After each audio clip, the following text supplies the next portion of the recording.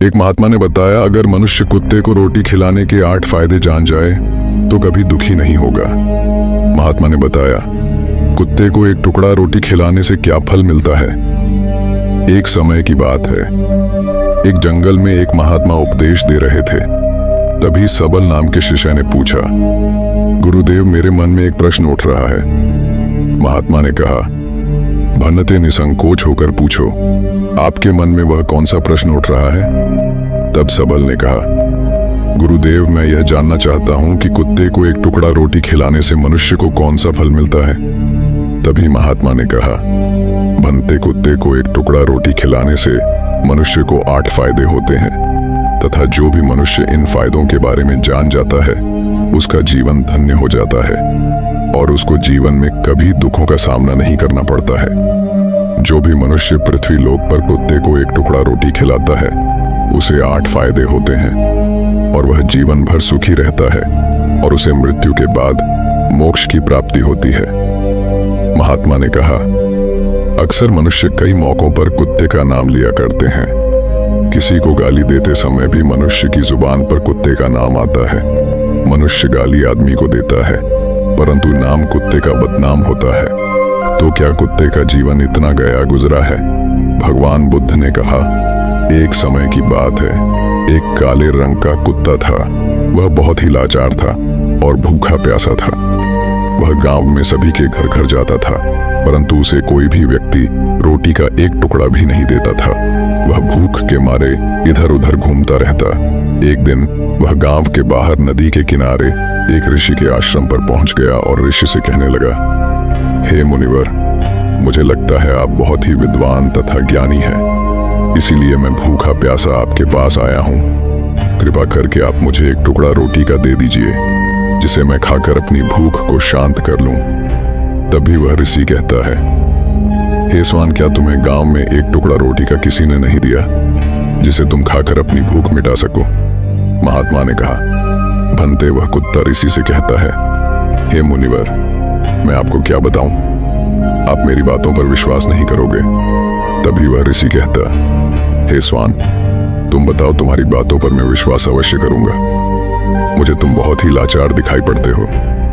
तभी वह कुत्ता कहता है, ठीक है मुनिवर, मैं तुम्हें अपनी बीती बताता हूं।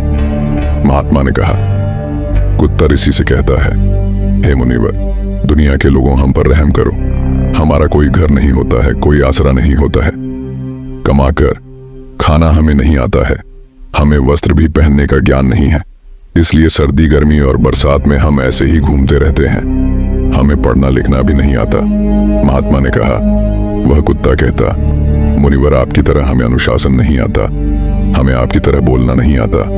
यह हमारा दुर्भाग्य ही समझिए, परंतु हमें आपकी तरह भूख भी लगती है।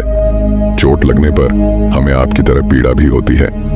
हमें आपकी तरह रोना भी आता है। बस इन्हीं 3 कामों में हम आपकी बराबरी करते हैं, इसलिए हम पर दया दिखाइए, हमें और कष्ट मत दीजिए। ईश्वर ने तो हमें वैसे भी कष्ट देकर ही भेजा है, ऊपर से आप लोग हमें परेशान करते हैं। हम आपकी तरह मनुष्य नहीं हैं, हम पराधीन जीव हैं। जब हमारा जन्म हुआ उस समय हमारे आंख कान बंद थे। कह नहीं सकते कि उस समय आपके जन्म पर जैसे नाच गाना होता है, बाजे बजते हैं, खुशी मनाई जाती है। हमारे जन्म पर भी यह सब हुआ होगा। हमारे जन्म पर किसने खुशी मनाई होगी। हम जिस बिछौना पर थे वह रुई का नरम तो था, सर्दी बिल्कुल नहीं लगती थी। मैं मन में सोच रहा था कि किसी बड़े घर में पैदा हुआ हूं, लेकिन जब हमारी आंख खुली तो मैंने देखा कि हमारी माँ, जिसे आप लोग कुतिया बोलते हो, वह अपने 5 बच्चों को छाती से चिपका कर एक राख के ढेर में पड़ी थी। हम 5 भाई थे, बाकी 4 भाई तो लाल और भूरे रंग के थे। मैं अकेला ही काले रंग का था। सबसे छोटा मैं ही था, इसलिए कमजोर था। मेरी माँ हम लोगों के पास कम ही आती थी क्योंकि उसे भी अपने भोजन की व्यवस्था करनी पड़ती थी। यदि वह ना खाती तो हमें दूध कहां से पिलाती। उस एक माँ पर हम 5 भाई निर्भर थे। वह बेचारी अपने भोजन के लिए इधर उधर दौड़ती रहती थी। कभी भोजन मिल भी जाता था, कभी नहीं भी मिलता था, लेकिन वह हमेशा हम 5 का बड़ा ख्याल रखती थी। आखिर वह हमारी माँ थी। वह रात भर जागकर गांव की रखवाली करती थी। किसी की मजाल नहीं थी कि कोई अनजान आदमी बुरी नीयत से गांव की तरफ भी झांक जाए। दूसरे गांव के कुत्ते भी हमारी मां के डर से गांव में नहीं आते थे। गांव के किसी किसान के खेत में कोई जानवर खड़ी फसल खाने आते तो हमारी मां उसे दौड़कर भगा देती। गांव वालों के लिए इतना सब करने के बाद भी कोई मनुष्य तो हमारी मां को भोजन तक नहीं देता था। भोजन के लिए हमारी मां को मजबूर होकर छीना झपटी करनी पड़ती थी। कई बार तो लोग उसे लाठी डंडों से पीट पीट कर भगा देते थे। बेचारी उस दिन भूखी प्यासी रहकर पेट की आग से जलती रहती थी। महात्मा ने कहा, वह कुत्ता कहता है, हे मुनिवर, आखिर भूख तो हमें आपकी ही तरह लगती है। ऊपर से उसे अपने 5 बच्चों की चिंता भी लगी रहती थी। आखिर माँ जो थी, भूख उसे चैन से बैठने नहीं देती थी और गांव वालों का भी उसे देखकर हृदय नहीं पसीजता था। तो बेबस होकर उन लोगों के घरों में चोरी से घूमना पड़ता था और खाने की कोई चीज मिल जाती तो उसे खाकर अपने पेट की आग बुझा लेती थी। कई बार तो लोग उसे खाने की वस्तु ले जाते हुए देखते तो लाठी डंडे लेकर उसके पीछे पड़ जाते। कुछ निर्दय लोग तो कई बार उसे घर के अंदर बंद करके पीटते थे। हमारी माँ का बुरा हाल कर देते थे। फिर वह कुत्ता ऋषि से कहता है, हे मुनिवर, हमारी माँ ने क्या बिगाड़ा था? उसने सिर्फ अपने पेट के लिए भोजन ही तो चुराया था। चोरी करने का हमें कोई शौक नहीं है, पर पापी पेट हमें यह सब करने के लिए मजबूर कर देता है। एक दिन की बात है, बड़ी जोरदार बरसात हुई, ओले पड़े थे, ठंडी हवा चल रही थी। उस ठंड में ठिठुर कर हमारे 3 भाई मर गए। उस दिन हमारी माँ बहुत रोई थी, लेकिन मनुष्य हमारी पीड़ा को नहीं समझे क्योंकि उसके बच्चे थोड़े ही मरे थे। फिर वह कुत्ता कहता है, हे मुनिवर, अब हम सिर्फ 2 भाई रह गए थे। हमारी माँ हम दोनों की अच्छे से देखभाल करने लगी थी। फिर एक दिन उसी गांव में ठाकुर साहब के घर पर दावत चल रही थी और अनेक प्रकार की मिठाइयां बन रही थी। ठाकुर साहब के घर काफी मेहमान आए हुए थे। हमारी माँ कुछ खाने की तलाश में बार बार उधर जाती, लेकिन लोग उसे दुत्कार कर भगा देते थे। किसी को उस पर इतना भी तरस नहीं आया कि एक रोटी उस बेचारी को खाने को फेंक दे। एक रोटी से उनका क्या बिगड़ जाता। मेरी माँ बार बार जाती और वहीं खड़ी खड़ी देखती रहती थी। ठाकुर साहब के आंगन में दावत खाने का सिलसिला चालू हुआ। भोजन परोसा जाने लगा। मेरी माँ भी वहीं जाकर पूंछ हिलाने लगी। खाना परोसने वाला आदमी जब किसी काम से भीतर गया तो मेरी माँ दबे पांव रोटी लेने को चल पड़ी। फिर दूसरे आदमी ने मेरी माँ को जाते हुए देख लिया तो चारों ओर से लोग चिल्ला चिल्ला कर उसकी तरफ भागे। मेरी माँ उनकी चीख सुनकर घबरा गई। 2-3 आदमी लाठी लेकर उसके पीछे बड़ी बेहरमी से दौड़े। मेरी माँ वहां से घबराकर भागने लगी, परंतु उसे वहां से निकलने का कोई रास्ता नहीं मिला क्योंकि सामने से लोग लाठी डंडे लेकर आ रहे थे। तभी मेरी माँ वहां पर जो लोग भोजन कर रहे थे उनको लांघ कर निकल गई। महात्मा ने कहा, आगे वह कुत्ता कहता है, हे मुनिवर, मेरी माँ अपने निकलने पर इतनी हैरान नहीं थी जितनी कि उन लोगों को देखकर हुई थी जो वहां पर दावत खा रहे थे। वह सब उठकर खड़े हो गए। उन्होंने भोजन करना छोड़ दिया और कहने लगे कि कुतिया के लांघ जाने के कारण भोजन भ्रष्ट हो गया है। सब एक दूसरे से विचार विमर्श कर रहे थे कि अब क्या किया जाए। खाना तो सब खराब हो गया। फिर ठाकुर साहब फूट फूट कर रोने लगे। कुछ लोग तो यह भी कह रहे थे कि भाई, कुतिया के लांघने से भोजन खराब कैसे हो गया? उसने खाने में या पतलों में मुंह थोड़ी डाला है, सिर्फ ऊपर से लांघ कर ही तो गई है। और कहने लगे, शहरों में तो लोग कुत्ते को पालकर घर के अंदर सुलाते भी हैं और खिलाते भी हैं, तो इसमें कोई बुरी बात नहीं है।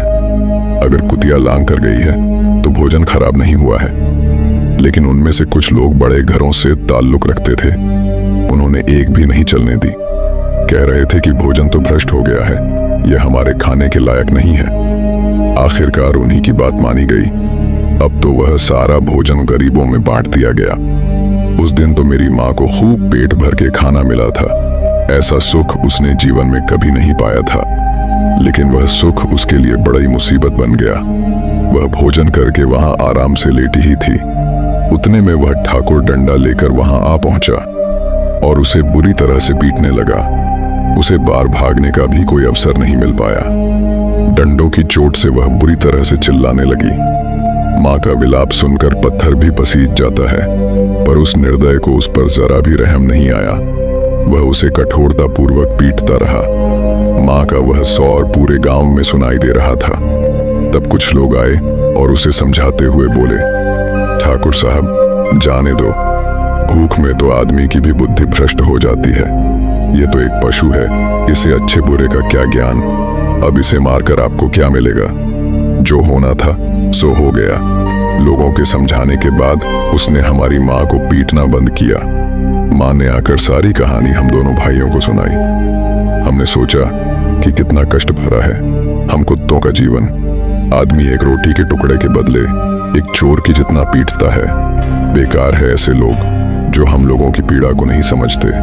महात्मा ने कहा, वह कुत्ता कहता है, हे मुनिवर, एक दिन की बात है, उसी गांव के बाहर एक ब्राह्मण आकर ठहरा हुआ था।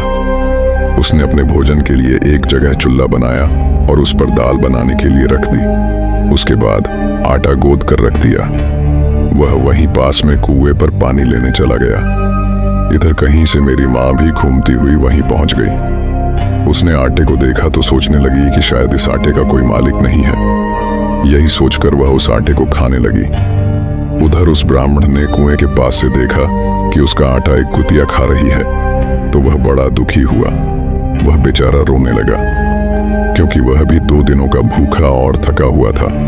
कुछ लोगों ने उससे कहा, अरे ब्राह्मण देवता, इस कुतिया ने तुम्हारा भी आटा बिगाड़ दिया। कल तो इसने ठाकुर साहब की पूरी रसोई बिगाड़ कर रख दी। ब्राह्मण दुखी होता हुआ बोला, भाई, मुझे क्या मालूम था, यह दुष्ट कुतिया मेरे आटे को खाने के लिए घात लगाई बैठी है। ब्राह्मण ने ना आव देखा, ना ताव लाठी लेकर उस कुतिया के ऊपर टूट पड़ा। माँ उस आटे को ठीक से खा भी नहीं पाई थी, पर उससे ज्यादा की उस पर लाठी बरस गई। महीनों तक मेरी माँ लड़खड़ाते हुई घूमती रही। तब उस दिन समझ में आया कि आदमी कितना खुदगर्ज है। हम उसका कोई भी कार्य करते हैं तो भी वह हमें नहीं समझता। आगे वह कुत्ता कहता, हे मुनिवर, हमारी कमी यह है कि हम उन्हीं मतलबी इंसानों के अधीन रहना चाहते हैं जो हमें कष्ट देता है, जो हमें प्यार से खिलाता है। हम उसके कितने काम आते हैं ये उन्हें नहीं पता।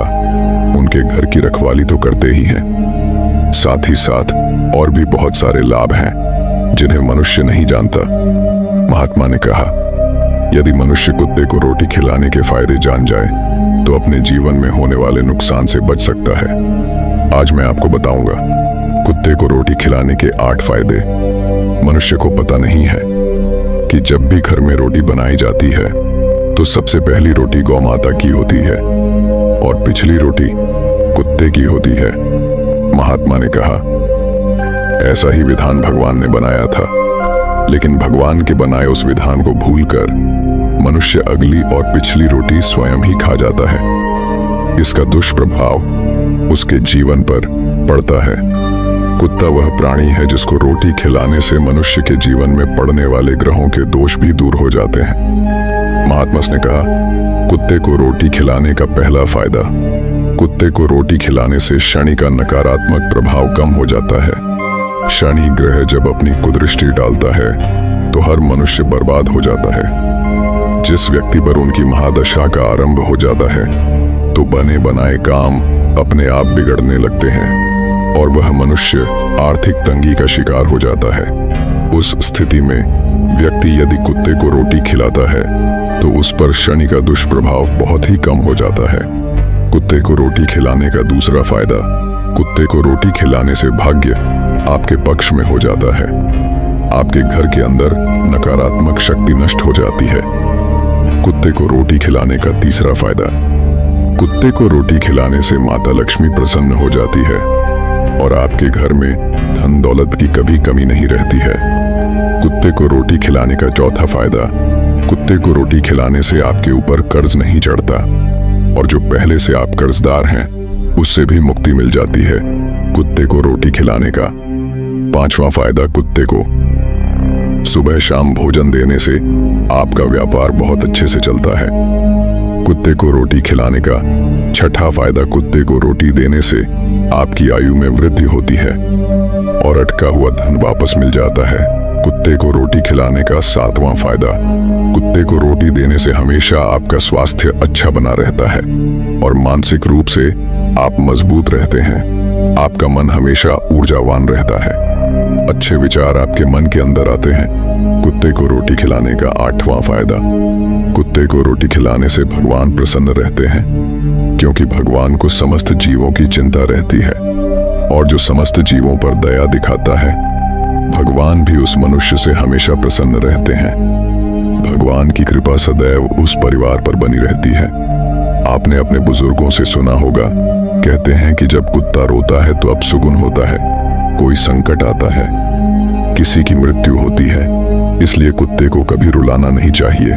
इस प्रकार से महात्मा ने सबल को कुत्ते को रोटी खिलाने के 8 फायदे बताए और जो भी मनुष्य कुत्ते को रोटी खिलाता है तो उसे इन 8 फायदों का फल प्राप्त होता है।